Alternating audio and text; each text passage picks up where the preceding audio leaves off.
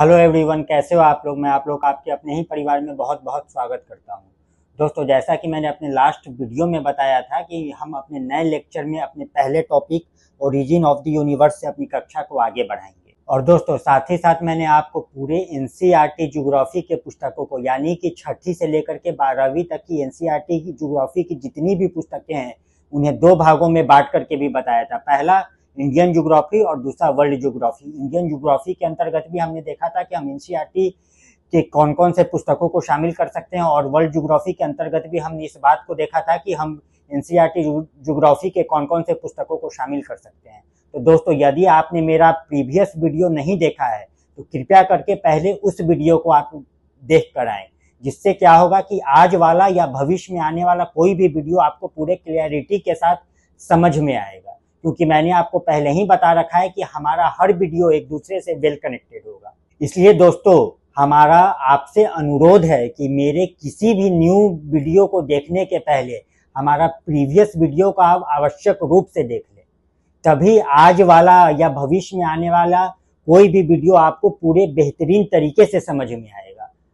मेरे previous video का link मेरे डिस्क्रिप्शन में मेंशन है, कृपया करके उस वीडियो को देखिए, उसके बाद हमारा आज वाला वीडियो को आप देखें। तो दोस्तों, आइए अब हम अपनी यात्रा को आगे बढ़ाते हैं। तो दोस्तों, जैसा कि मैंने बोला था कि हम अपने पहले topic origin of the universe अर्थात ब्रह्मांड की उत्पत्ति से अपनी कक्षा को आगे बढ़ाएंगे। लेकिन दोस्तों, आज हम ब्रह्मांड की उत्पत्ति को समझने से पहले भूगोल विषय से संबंधित कुछ अन्य बातों को पहले जानने का प्रयास करेंगे, जो कि बहुत ज्यादा महत्वपूर्ण है।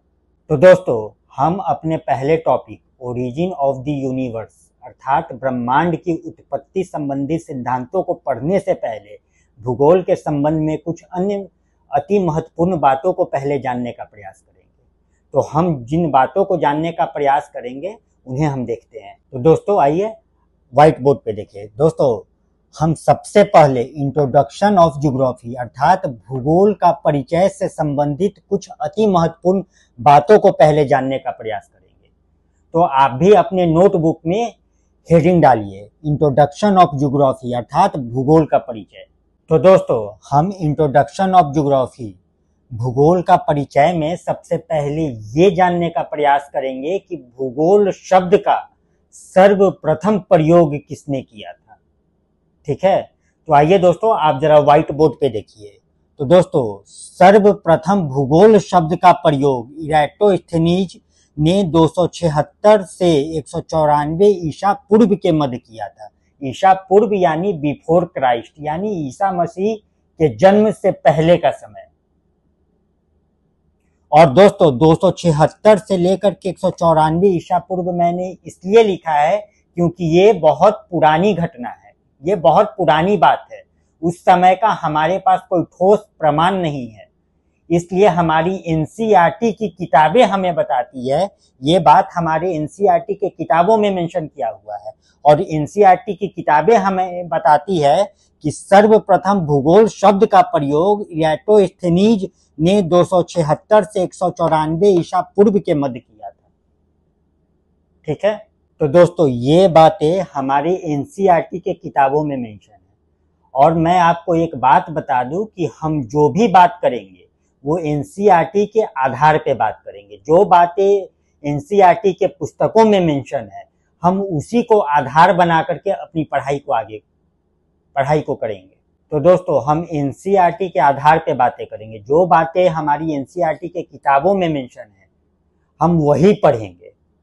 ठीक है, हम एनसीईआरटी के पुस्तकों से इतर जा करके कुछ भी नहीं पढ़ेंगे। लेकिन एक बात मैं आपको बता दूं, कभी जब मुझे ऐसा लगेगा कि कुछ बातें आपको एनसीईआरटी से इतर जा करके बताने की जरूरत है, जिससे क्या हो कि बातें आपको और बेहतरीन तरीके से समझ में आए, वहां मैं कुछ बातें आपको बताने का प्रयास करूंगा। जैसे मैं उदाहरण के तौर पे आपको बताऊं तो जब हम बिग बैंग थ्योरी पढ़ेंगे अर्थात ब्रह्मांड की उत्पत्ति से संबंधित जो सबसे आधुनिक और सबसे प्रामाणिक सिद्धांत है, जिसका नाम बिग बैंग थ्योरी है, उसे हम जब पढ़ेंगे तो उसमें एक बात निकल के आएगी जो कि हमारे एनसीईआरटी के पुस्तकों में भी मेंशन है कि एडविन हबल ने बिग बैंग सिद्धांत के पक्ष में प्रमाण दिए।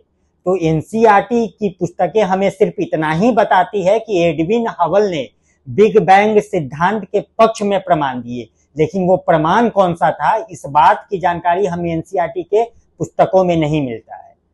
तो जिससे क्या होता है कि हम यह बात तो बहुत बेहतरीन तरीके से समझ पाते हैं कि ब्रह्मांड की उत्पत्ति का सबसे आधुनिक और प्रामाणिक सिद्धांत बिग बैंग थ्योरी है, लेकिन एडविन हबल ने प्रमाण दिया ये बात भी हम जानते हैं, लेकिन वो प्रमाण कौन सा था इस बात की जानकारी हमें एनसीईआरटी की पुस्तकें नहीं देती है। तो इस बातों को जानने के लिए वो जो प्रमाण जो एडविन हबल ने दिया था उस प्रमाण का जो नाम है जिसे हम रेड शिफ्ट ऑफ लाइट के नाम से जानते हैं, वो मैं आपको एनसीईआरटी के पुस्तकों से थोड़ा इतर जाकर के बताऊंगा, जिससे क्या होगा कि कहानी आपको पूरे बेहतरीन तरीके से समझ में आए। तो जैसे दोस्तों मैं आपको एक और उदाहरण से अपनी बात को समझाने का प्रयास करूं, तो जैसे आपने कभी कोई कहानी सुना हो, जैसे कि आपने किसी से सुना कि कोई राजा था, वो राजा बहुत प्रतापी था, वो युद्ध कौशल में भी परिपूर्ण था और उसकी प्रजा अपने राजा से बहुत प्रसन्न रहती थी। वो राजा अपने क्षेत्र का लगातार विस्तार करता चला गया। वो राजा अपनी प्रजा के प्रति बहुत उदार रहता था। आपने इस तरीके की तमाम बातों को सुना, तो आपके अंदर ये बात जानने की जिज्ञासा होगी ना कि वो राजा था तो ठीक है, वो हमने जान लिया, लेकिन उस राजा का नाम क्या था। वो राजा था, राजा के पक्ष में जितने भी बातें हैं वो सब आप समझ पाए, लेकिन वो राजा का नाम क्या था ये बात आप जानना चाहोगे कि नहीं जानना चाहोगे? अगर आप उस राजा का नाम जान लोगे तो क्या होगा कि कहानी पूर्ण हो जाएगी, बातें आपको और बेहतरीन तरीके से समझ में आएगी। तो वही मेरा समझाने का उद्देश्य है कि जो बातें एनसीईआरटी की किताबें हमें बताती है उस बात को तो हम पढ़ेंगे ही, लेकिन जब मुझे ऐसा लगेगा कि कुछ बातें आपको एनसीईआरटी के पुस्तकों से इतर जाकर के बताने की जरूरत है, जिससे क्या हो कि हमारी कहानी पूर्ण हो जाए, बातें आपको बहुत बेहतरीन तरीके से समझ में आ जाए, वहां हम एनसीईआरटी के इतर से जाकर के उन कुछ बातों को भी पढ़ने का प्रयास करें। तो दोस्तों हम अभी पढ़ रहे थे कि भूगोल शब्द का सर्वप्रथम प्रयोग किसने किया था, ठीक है। तो हमने देखा कि भूगोल शब्द का प्रयोग इराटोस्थेनीज ने 276 से लेकर के 194 ईसा पूर्व के मध्य किया था। तो साथ ही आप ये भी जानना चाहोगे कि आखिर ये इराटोस्थेनीज था तो कौन था, ठीक है। तो दोस्तों इराटोस्थेनीज एक ग्रीक विद्वान था, विद्वान को इंग्लिश में स्कॉलर कहते हैं। तो दोस्तों ये जो इराटोस्थेनीज था ये एक ग्रीक विद्वान था, ठीक है। और दोस्तों मैं आपको एक बात बताऊं कि ये जो कुछ भी मैं बोर्ड पे लिख रहा हूं ये बातें अति महत्वपूर्ण बातें हैं। इन बातों को आप अपने नोटबुक में नोट करते हुए चलिए, जिससे क्या होगा कि आपके पास आपका एक अपना हैंड रिटन नोट्स भी तैयार होगा। आप जिस परीक्षा की भी तैयारी कर रहे हैं, हैंड रिटन नोट्स का महत्व बहुत ज्यादा होता है। तो दोस्तों भूगोल शब्द ग्रीक भाषा के 2 शब्दों से प्राप्त किया गया है, जो कि है जियो प्लस ग्राफी। जियो का मतलब होता है पृथ्वी और ग्राफी का मतलब होता है वर्णन, अर्थात description of the earth he geography है। पृथ्वी का वर्णन यानी कि डिस्क्रिप्शन ऑफ द अर्थ ही भूगोल है। भूगोल विषय में हम पृथ्वी का वर्णन करते हैं। जैसे कि मैं आपको उदाहरण के तौर पे बताऊं तो ये देखिए, ये जैसे एक ग्लोब है, ये बेसिकली अर्थ का ही एक मॉडल है। तो इस पूरे ग्लोब का अर्थात पूरे अर्थ का जो वर्णन है वही हम भूगोल के अंतर्गत करते हैं, उसे ही हम ज्योग्राफी के अंतर्गत पढ़ते हैं। इस समूचे पृथ्वी का वर्णन हम भूगोल के अंतर्गत करते हैं, ठीक है। और दोस्तों इस जियो को हम पृथ्वी तो बोल ही सकते हैं और साथ ही साथ कुछ और नामों से भी जान सकते हैं। जैसे कि जियो को हम पृथ्वी, अर्थ, भू, धरा, वसुंधरा, भूमि कुछ भी कह सकते हैं। ये सब पृथ्वी के ही उपनाम हैं।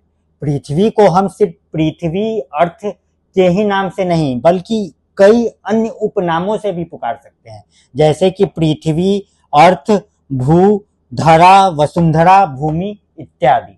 तो दोस्तों ज्योग्राफी शब्द से ही एक मिलता जुलता शब्द है जियोलॉजी, ठीक है। जियोलॉजी भी 2 शब्दों से मिलकर बना है, पहला जियो और दूसरा लॉजी।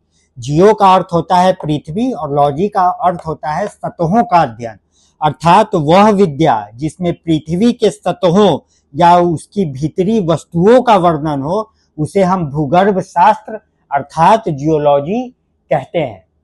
ठीक है, तो दोस्तों जियोलॉजी सब्जेक्ट जो है ये केवल और केवल पृथ्वी के सतहों और पृथ्वी के आंतरिक भाग के अध्ययन से संबंधित है। ठीक है, जबकि हमारा जो ज्योग्राफी अर्थात जो भूगोल विषय है ये समूचे पृथ्वी के वर्णन से संबंधित है। ठीक है, इसमें हम पूरे पृथ्वी का वर्णन करते हैं।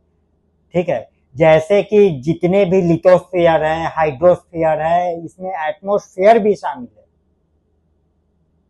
ये क्लासिफिकेशन ऑफ ज्योग्राफी को जब हम आगे देखेंगे उसमें हम इस बात का जिक्र करेंगे कि ज्योग्राफी के अंतर्गत हम किन किन चीजों का अध्ययन करते हैं। तो दोस्तों अभी तक हमने इंट्रोडक्शन ऑफ ज्योग्राफी में जो कुछ भी पढ़ा उसे हम एक क्विक रिकैप करते हैं।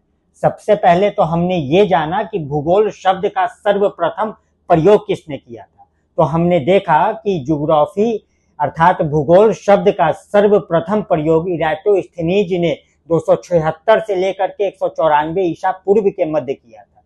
ठीक है, और इराटोस्थेनीज एक ग्रीक विद्वान थे। ठीक है, उसके बाद हमने देखा कि ज्योग्राफी अर्थात भूगोल शब्द दो ग्रीक शब्दों से प्राप्त किया गया है, पहला जियो और दूसरा ग्राफी। जियो का अर्थ होता है पृथ्वी और ग्राफी का अर्थ होता है वर्णन, अर्थात पृथ्वी का वर्णन ही ज्योग्राफी है। उसके बाद दोस्तों हमने देखा जियोलॉजी। जियोलॉजी को हमने भी देखा कि वह विद्या जिसमें पृथ्वी के सतहों या उसके भीतरी वस्तुओं का वर्णन हो उसे हम जियोलॉजी अर्थात भूगर्भ शास्त्र कहते हैं। ठीक है, तो दोस्तों एनसीईआरटी की किताबें हमें बताती है कि पृथ्वी को सर्वदा मानव के आवास के रूप में देखा गया है और इस दृष्टि से विद्वान भूगोल को मानव के निवास के रूप में पृथ्वी का वर्णन परिभाषित करते हैं। ठीक है, ये डिफिनीशन जो है कि मानव के निवास के रूप में पृथ्वी का वर्णन परिभाषित करते हैं, ये डिफिनीशन हमारी एनसीईआरटी के किताबों में मेंशन है। ठीक है, तो आप लोग क्लास के साथ साथ थोड़ा कभी कभी एनसीईआरटी के किताबों से भी खुद को जोड़ते रहिए, जिससे कि आपको इस बात का अंदाजा हो कि आप जो पढ़ रहे हैं, जो आपको बताया जा रहा है वो बात सही बताया जा रहा है। आप खुद कन्विंस रहेंगे, ठीक है, तो आपको पढ़ने में और ज्यादा मजा आएगा, चीजें आपको और बेहतरीन तरीके से समझ में आएगी। इसलिए आपके अंदर, ठीक है, संतुष्टि की भावना का होना बहुत जरूरी है कि आपको इस बात का अंदाजा हो कि आपको जो भी बताया और पढ़ाया जा रहा है वो बिल्कुल ही सही बताया और पढ़ाया जा रहा है। तो दोस्तों इसी के साथ मैं अपने आज के लेक्चर को यहीं पर एंड करता हूं और हम अपने एक नए लेक्चर में अपने इंट्रोडक्शन ऑफ ज्योग्राफी से संबंधित कुछ अन्य अति महत्वपूर्ण बातों को पहले जानने का प्रयास करेंगे। उसके बाद हम अपने पहले topic origin of the universe को पढ़ना प्रारंभ करेंगे। ठीक है, तो दोस्तों जाते जाते मैं आप लोगों को एक बात कहना चाहूंगा कि before conquering the world you must have to conquer your mind first. पूरे दुनिया को जीतने से पहले आपको अपने मन को पहले जीतना ज्यादा जरूरी है, क्योंकि हमारा ये जो मन है यही सारे फसादों को जन्म देता है। महात्मा बुद्ध ने भी कहा है कि पूरे विश्व को जीतने से ज्यादा अच्छा है कि व्यक्ति अपने मन को जीत ले। ये महात्मा बुद्ध का एक बहुत ही प्रसिद्ध कथन है। जब हम जैन धर्म और बौद्ध धर्म का उदय को हिस्ट्री में पढ़ेंगे तब हम महात्मा बुद्ध को और उनके प्रसिद्ध कथनों को भी पढ़ेंगे। तो जाते जाते मैं आप लोगों को ये बात कहूंगा, आप लोग खुश रहिए, अपना ध्यान रखिए और अपने लक्ष्य के प्रति समर्पित रहिए।